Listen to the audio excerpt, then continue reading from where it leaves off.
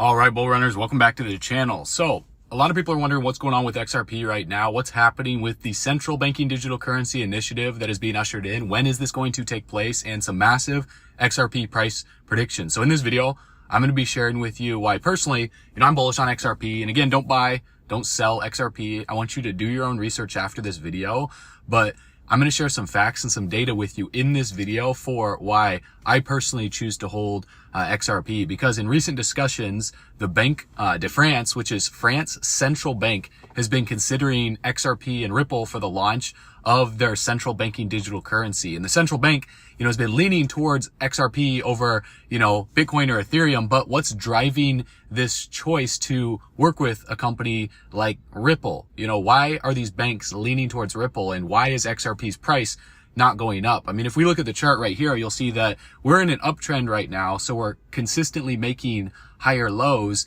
And the main issue in the market right now has been a liquidity crunch from the Federal Reserve and other central banks having to, raise interest rates, which cuts back on banks and their overnight loans. So they don't have as much liquidity to pump into the markets. And so when we're in quantitative tightening versus quantitative easing, the whole entire market suffered. Now, that doesn't mean that, a cryptocurrency like XRP is not a good project, or it doesn't mean that it's not going to see, significant adoption in the future. What it just means is that you're early right now. And a recent report from CPA Australia sheds light on why Ripple and XRP have captured the attention of central banks worldwide. And the efficient network is obviously a key factor, but the Reserve Bank of Australia, the European Central Bank, the People's Bank of China, and the Federal Reserve are all actively exploring CBDC issuance, contributing to this global shift. And with Fed now, being in the United States to make it efficient for, companies and for banks to be able to have money sent instantaneously, Ripple is actively involved in facilitating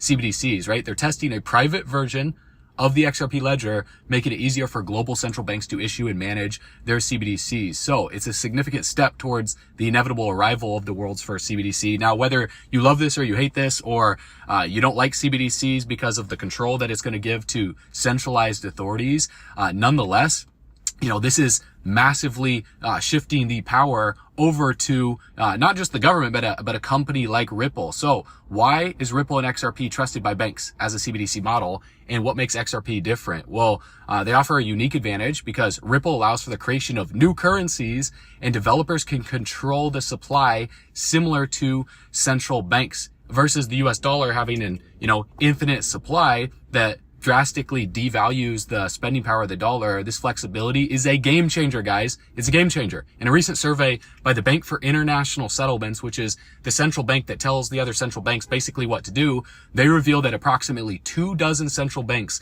both in emerging and advanced economies, are planning to introduce digital currencies into circulation by the end of this decade. And over at JP Morgan Chase, the largest bank in the United States, they're saying that the ISO 222 standard is set to roll out in November of this year, and XRP is the largest, by market cap, ISO 222 compliant project, which basically means that SWIFT, right, which is the largest infrastructure for, wire transfers globally with over 11,000 banks, will be making the shift as well, and you have to be ready. ISO 222 priority.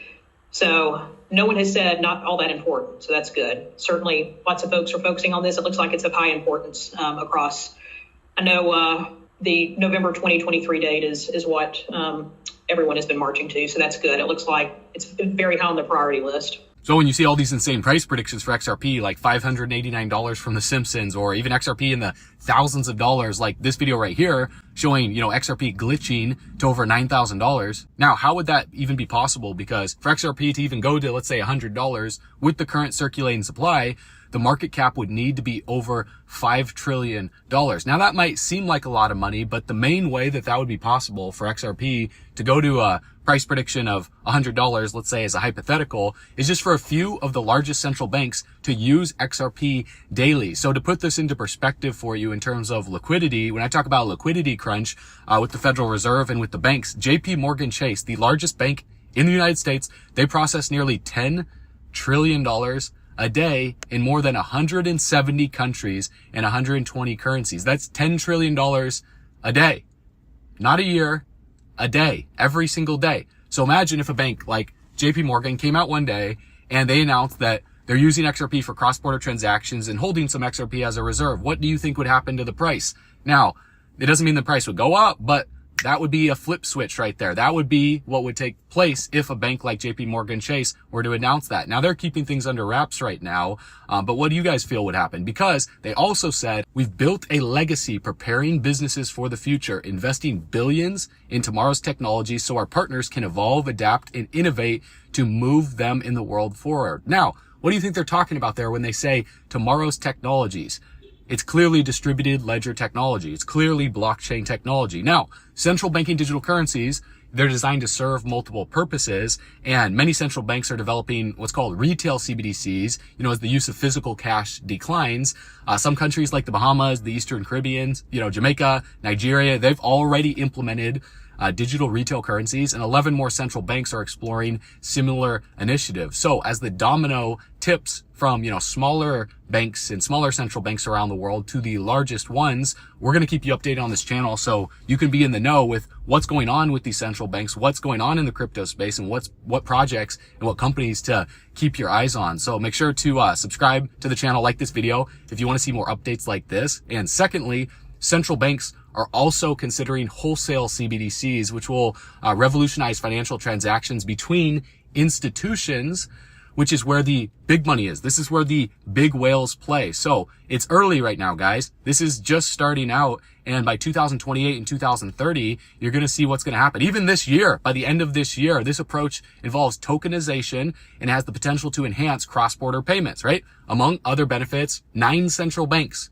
9 of them are already working on wholesale CBDCs, and over 90% of banks are starting to implement this stuff. And that number is probably higher, if you're watching this video months later, because these banks are moving faster and faster now because they're all in competition with each other, right? All these banks, the way that they work with each other is not through necessary collaboration, it's through competition. For instance, the Swiss National Bank is planning to launch a wholesale CBDC on Switzerland's digital exchange, and the European Central Bank is processing and progressing towards a digital euro pilot program with a possible launch in 2028. So what I'm expecting here is that to move quicker and quicker and quicker, because when a bank announces that they're launching in 2028, what do you think another bank is going to do? Well, they're going to think to themselves, this is what I would do if I was the owner of a bank. I think, well, why don't we launch in 2025? Why don't we beat them by a few years and beat them to the punch? That's what they're starting to do. Then another major bank will see that announcement and they'll think to themselves, well, why don't we launch 2024 and move faster, beat them to the punch? Then another bank would think, well, why don't we launch at the end of the year, beat them all to the punch, get the massive liquidity from the digital asset space and get all these companies to partner with us, just like what happened in the .com boom. So right now, it's a race for market share, and Ripple is right there in the water on the surfboard, about to absorb all of that liquidity, ready to get pitted. Dude, you get the best barrels ever, dude. Just like you pull in and you just get spit right out of them. And you just drop in and just smack the lip. Whoop-ah! Drop down, snap, and then after that, you just drop in, just ride the barrel and get pitted. So pitted like that. So while we all wait to get pitted together, meanwhile, over in China, they've been conducting a pilot test that involves a massive 260 million people, and India and Brazil are preparing to introduce digital currencies next year. Now, the BRICS nations as well too that I've covered on the channel, with Brazil, Russia, India, China, South Africa, and Saudi Arabia partnering together to work on their CBDCs and having their BRICS payment system along with a BRICS currency that could potentially be backed by precious metals, a basket of commodities as well too. And the Bank for International Settlements, they did a survey and it indicated that there's about 93% of central banks are now actively involved in some form of CBDC development, and 60% have expedited their efforts due to the emergence of stablecoins, other crypto assets, and banks competing with each other. So it's exactly what I'm talking about.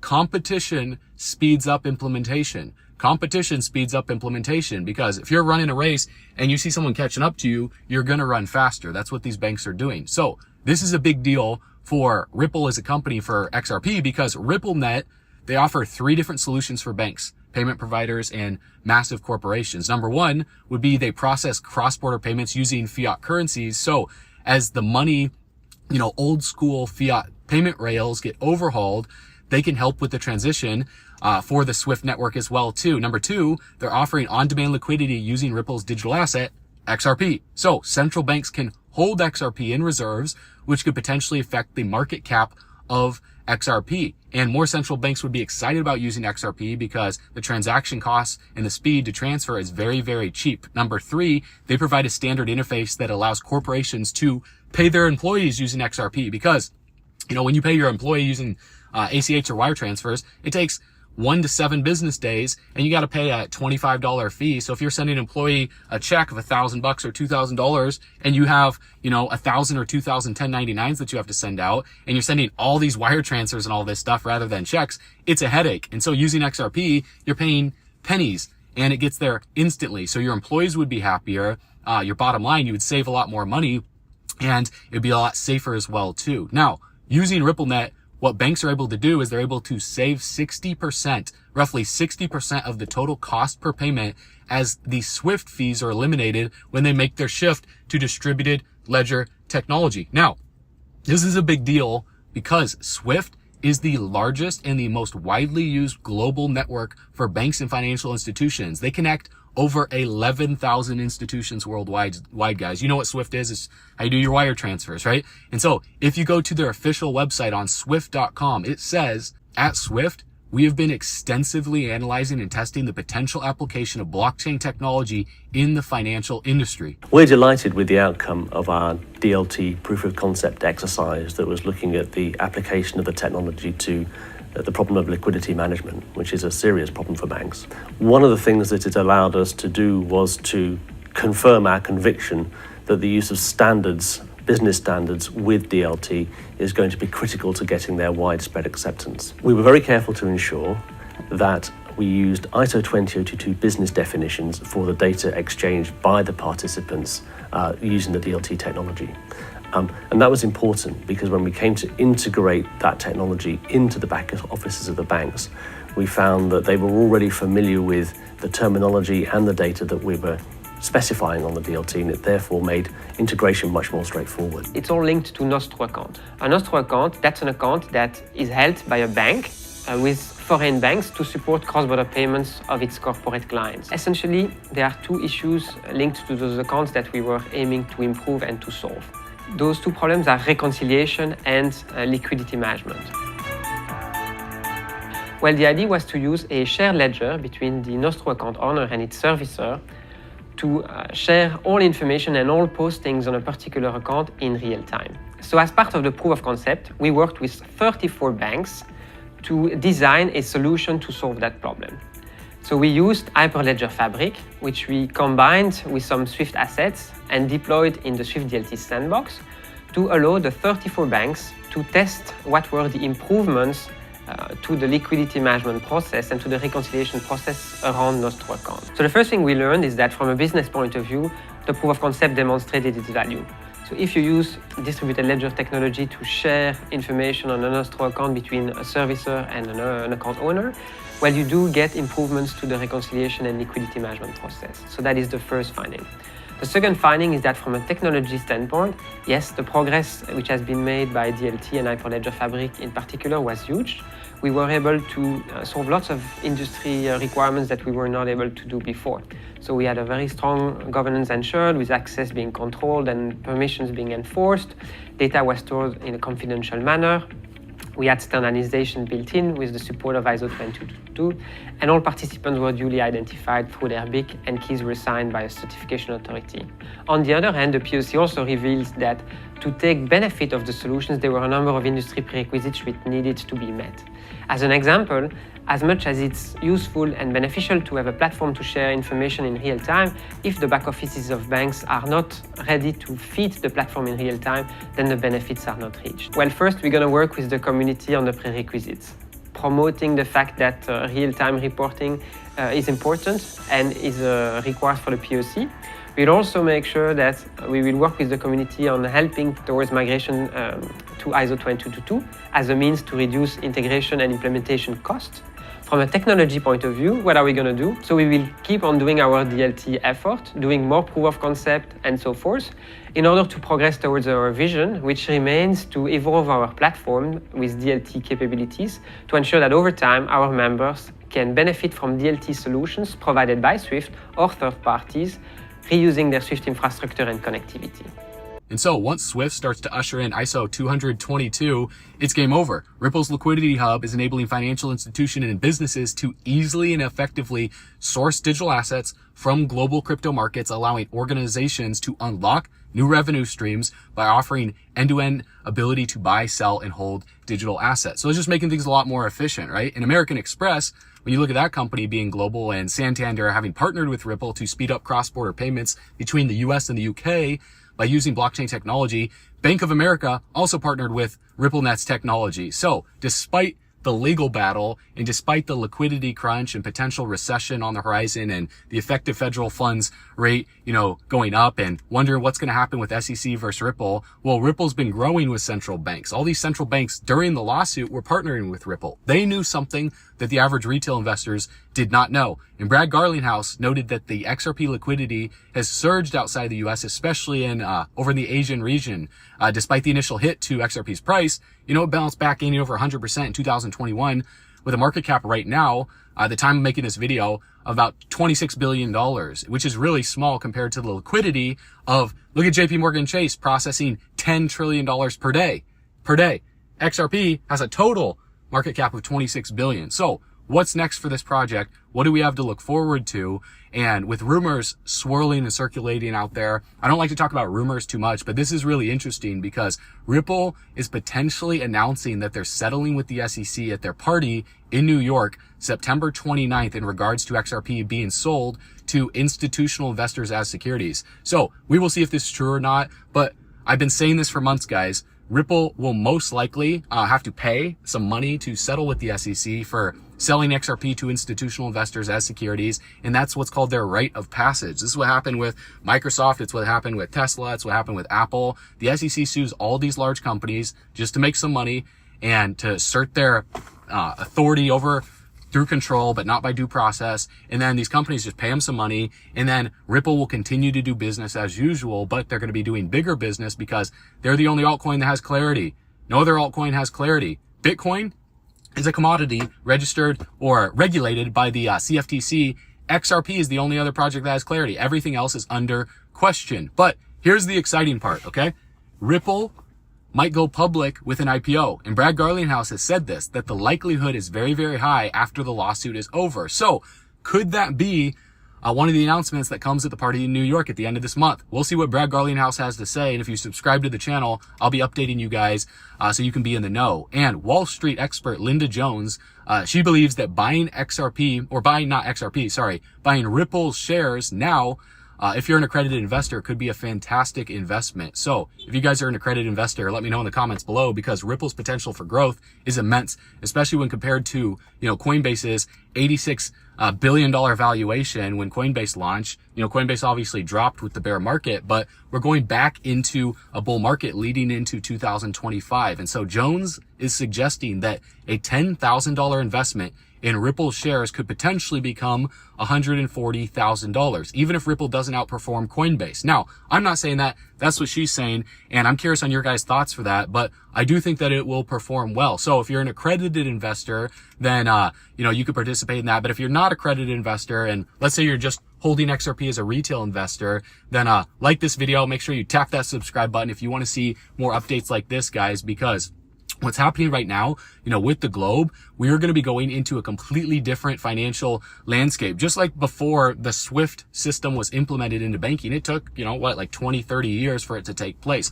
Right now that we're at the precipice of this change this year, by November of this year, you have to be ready. You only have a few months. And by the end of this month, we're going to see some massive announcements take place that we're getting ready for. But backing up our truck all the way to the bank, grabbing the bags, packing them and stacking them, leaving no bags left behind because the spending power of the dollar is going down in value. That's the truth. Blockchain technology and distributed ledger technology is going up in value. That's a fact. And together, we're all going camping on the beaches of the moon. I will see you guys on the next video. I will see you on bullrunners.com, where you'll learn our #1 way to earn passive income online with crypto. As always, you know what to do. Stay bullish.